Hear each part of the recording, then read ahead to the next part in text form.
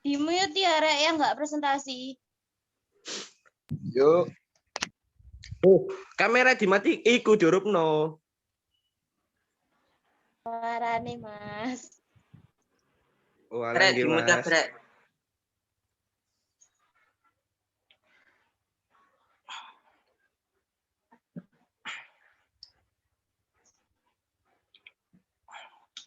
Assalamualaikum warahmatullahi wabarakatuh.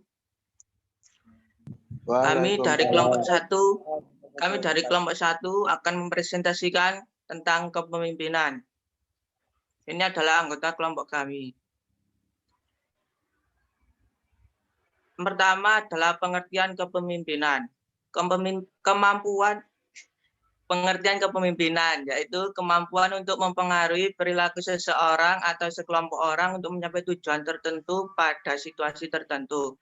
Kepemimpinan merupakan masalah sosial yang di dalamnya terjadi interaksi antara pihak yang memimpin dengan pihak yang dipimpin untuk mencapai tujuan bersama, baik dengan cara mempengaruhi, membujuk, memotivasi, dan mengkoordinasi. Tipe-tipe kepemimpinan. Tipe otokratik dilihat dari persepsinya seorang pemimpin yang otokratik adalah seseorang yang sangat egois. Seseorang pemimpin yang otoriter akan menunjukkan sikap yang menonjolkan keakuannya, antara lain dalam bentuk 1. Kecenderungan memperlakukan para bawahannya sama dengan alat-alat lain dalam organisasi, seperti miskin, dan dengan demikian kurang menghargai harkat dan martabat mereka. Yang kedua, mengutamakan orientasi terhadap pelaksanaan dan penyelenggaraan tugas tanpa mengaitkan pelaksanaan tugas itu dengan kepentingan dan kebutuhan para bawahannya. Yang ketiga, pengabdian peranan para bawahan dalam bentuk pengambilan keputusan. Tipe paternalistik.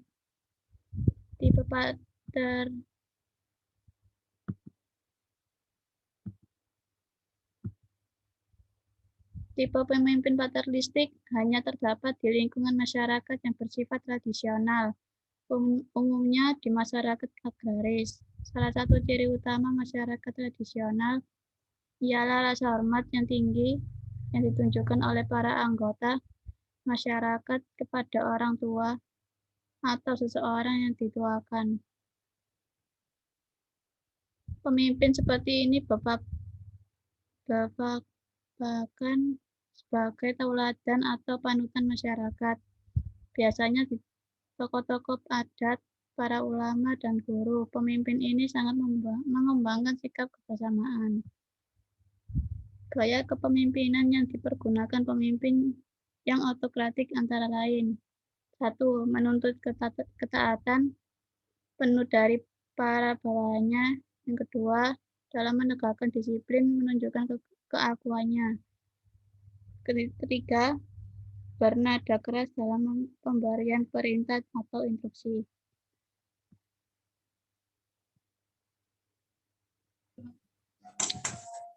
Tipe karismatik. Memang ada karakteristiknya yang khas, yaitu daya tariknya yang sangat memikat sehingga mampu memperoleh pengikut yang jumlahnya kadang-kadang sangat besar. Tegasnya, seorang pemimpin yang karismatik adalah seseorang yang dikagumi oleh banyak pengikut, meskipun para pengikut tersebut tidak selalu dapat menjelaskan secara konkret mengapa orang tersebut dikagumi. Tipe laissez-faire. Pemimpin ini berpandangan bahwa umumnya organisasi akan berjalan lancar dengan sendirinya, karena para anggota organisasi terdiri dari orang-orang yang sudah dewasa yang mengetahui apa yang menjadi tujuan organisasi, sasaran-sasaran apa yang ingin dicapai, tugas apa yang harus ditunaikan oleh masing-masing anggota, dan pemimpin tidak terlalu sering intervensi.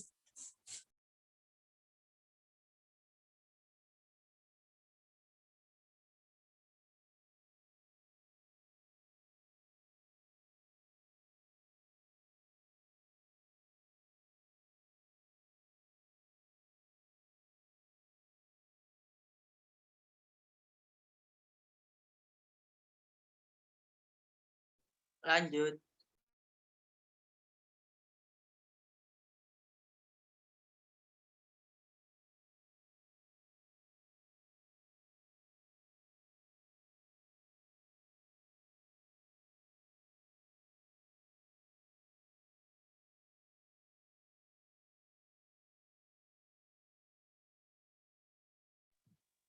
Tipe-tipe kepemimpinan. Tipe militeristis. Perlu diperhatikan terlebih dahulu bahwa yang dimaksud dengan seorang pemimpin tipe militeristis tidak sama dengan pemimpin-pemimpin dalam organisasi militer. Artinya tidak semua pemimpin dalam militer adalah bertipe militeristis.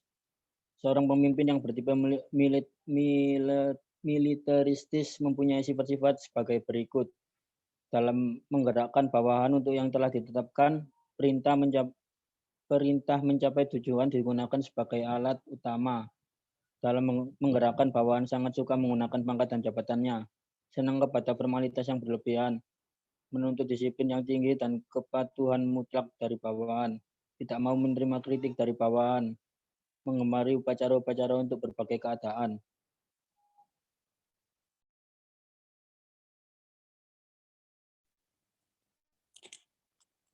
Teori kepemimpinan. Teori kepemimpinan sifat Trowli, teori kepemimpinan perilaku dan situasi, teori kewibawaan pemimpin, teori kepemimpinan situasi, teori kelompok.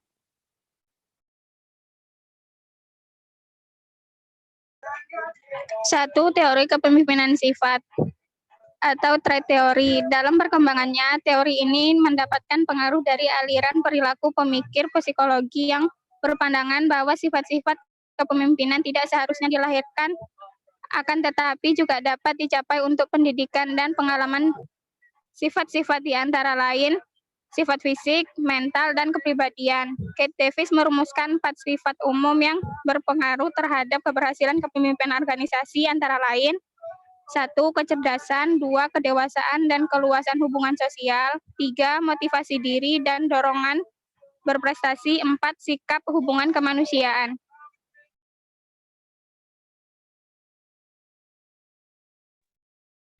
Teori kepemimpinan perilaku dan situasi. Berdasarkan penelitian, perilaku seorang pemimpin yang berdasarkan teori kecenderungan ke arah 2 hal. Pertama disebut dengan konsiderasi, yaitu kecenderungan seorang pemimpin yang menggambarkan hubungan akrab dengan bawahan. Contohnya, gejala yang ada dalam hal seperti ini, membela bawahan, memberi masukan kepada bawahan, dan bersedia berkonsultasi dengan bawahan. Kedua, disebut struktur inisiasi, yaitu kecenderungan seorang pemimpin yang memberikan batasan kepada bawahan. Contoh yang dapat dilihat, bawahan mendapat instruksi dalam pelaksanaan tugas, kapan, bagaimana pekerjaan dilakukan, dan hasil yang akan dicapai. Jadi, berdasarkan teori ini, seorang pemimpin yang baik adalah bagaimana seorang pemimpin yang memiliki perhatian yang tinggi kepada bawahan dan terhadap hasil yang tinggi pula.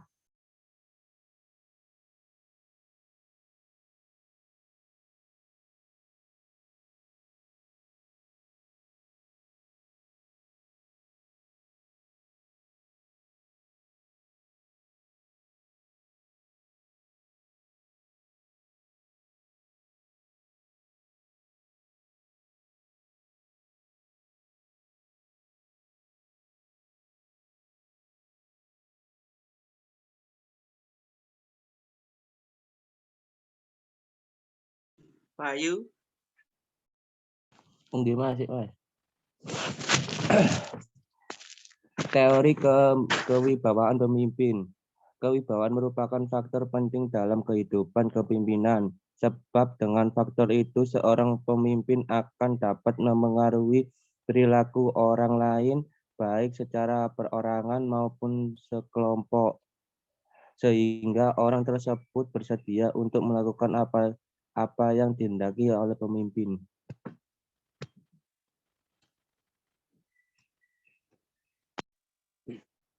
Empat, teori kepemimpinan situasi. Seorang pemimpin harus merupakan seorang pendiagnosa yang baik dan harus bersifat fleksibel sesuai dengan perkembangan dan tingkat kedewasaan bawahan. 5. Teori kelompok. Agar tujuan kelompok organisasi dapat tercapai, harus ada pertukaran yang positif antara pemimpin dengan pengikutnya.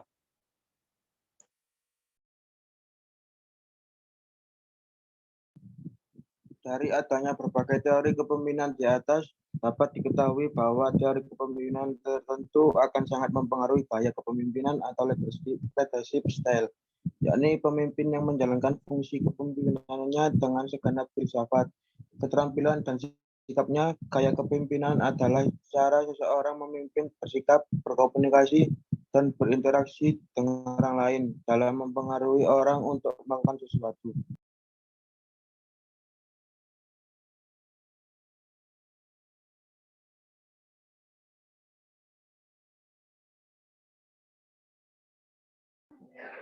Selain gaya kepemimpinan di atas, masih terdapat gaya lain, autokratis.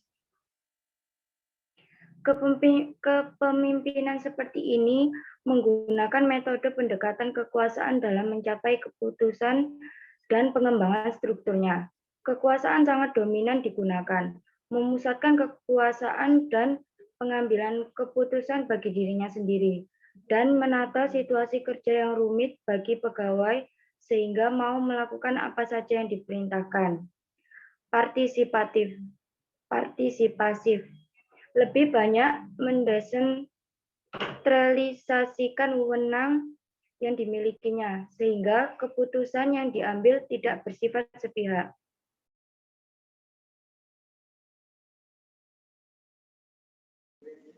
Demokrasi ditandai adanya suatu struktur yang pengembangannya menggunakan pendekatan pengambilan keputusan yang kooperatif.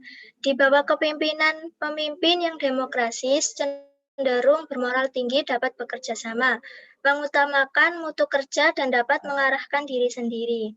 Kendali bebas. Pemimpin memberikan kekuasaan penuh terhadap bawahan, struktur organisasi bersifat longgar, dan pemimpin bersifat pasif, yaitu pemimpin menghindari kuasa dan tanggung jawab, kemudian menggantungkan kepada kelompok baik dalam menetapkan tujuan dan menanggulangi masalah sendiri.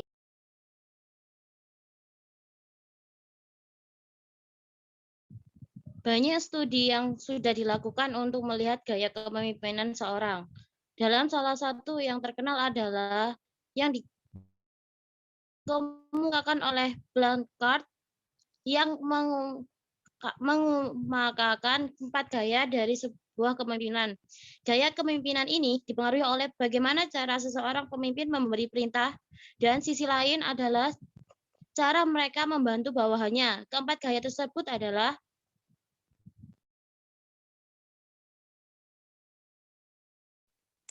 directing, gaya cepat apabila dihadapkan dengan tugas yang rumit, kita belum memiliki pengalaman dan motivasi untuk mengerjakan tugas tersebut. Atau apabila Anda berada di bawah tekanan waktu penyelesaian, kita menjelaskan apa yang perlu dan apa yang harus dikerjakan. Dalam situasi demikian, biasanya terjadi over communication, penjelasan berlebihan yang tepat menimbulkan kebingungan, pembuangan waktu. Dalam proses pengambilan keputusan, pemimpin memberikan aturan-aturan dan proses yang detail kepada bawahan. Pelaksanaan di lapangan harus menyesuaikan dengan detail yang sudah dikerjakan.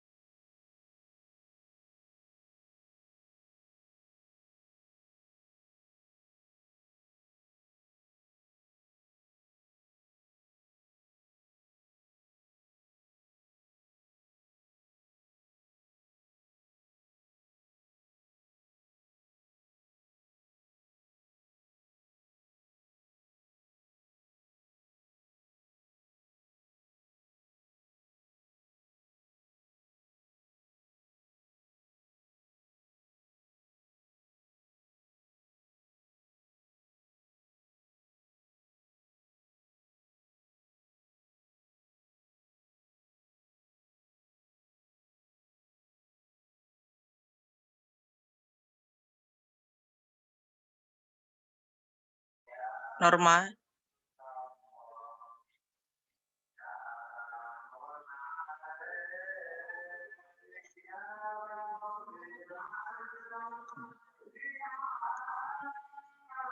Coaching, yaitu Pemimpin tidak hanya memberikan detail proses dan aturan kepada bawahan, tapi juga menjelaskan mengapa sebuah keputusan itu diambil, mendukung proses perkembangannya, dan juga menerima berbagai masukan dari bawahan. Gaya yang tepat apabila staf kita terlalu termotivasi dan berpengalaman dalam menghadapi suatu tugas. Di sini kita perlu memberikan kesempatan kepada mereka untuk mengerti tentang tugasnya dengan meluangkan waktu membangun hubungan dan komunikasi yang baik dengan mereka.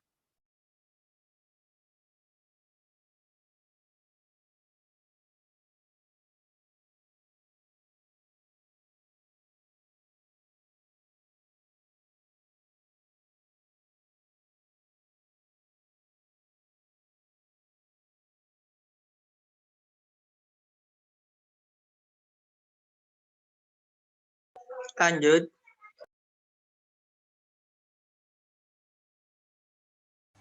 Cek lemot.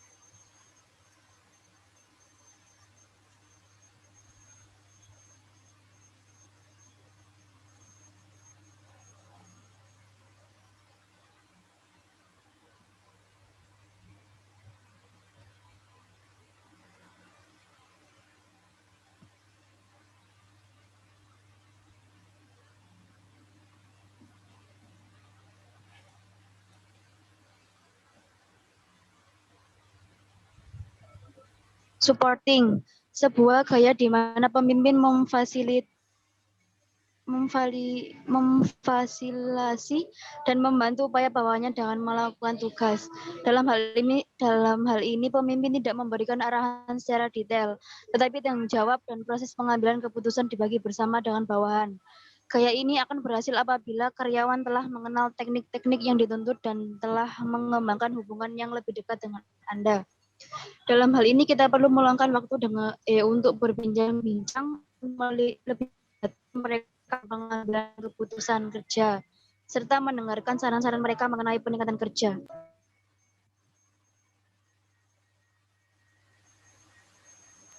Delegating, yaitu sebuah gaya di mana seorang pemimpin mendelegasikan seluruh wewenang dan tanggung jawabnya kepada bawahan.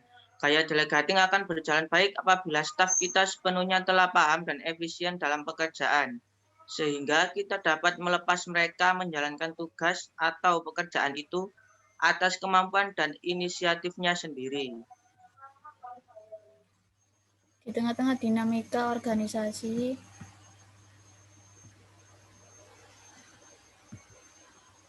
yang antara lain diindikasikan oleh adanya perilaku staf atau individu yang berbeda-beda.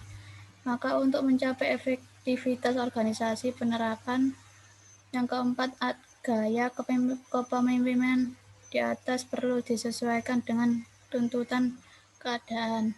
Inilah yang dimaksud dengan situasional leadership.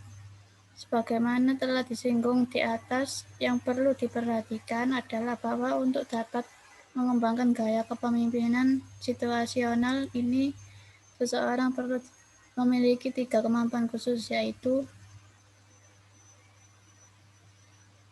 yang pertama, kemampuan analytical skill, yakni kemampuan untuk menilai tingkat pengalaman dan motivasi bawahan dalam melaksanakan tugas.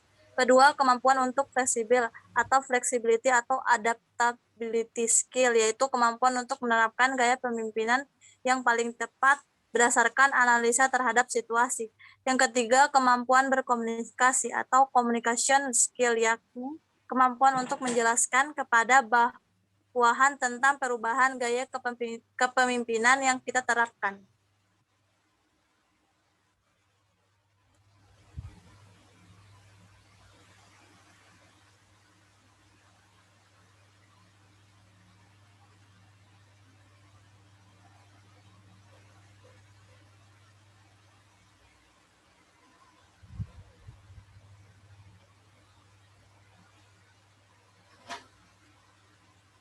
Zilmam.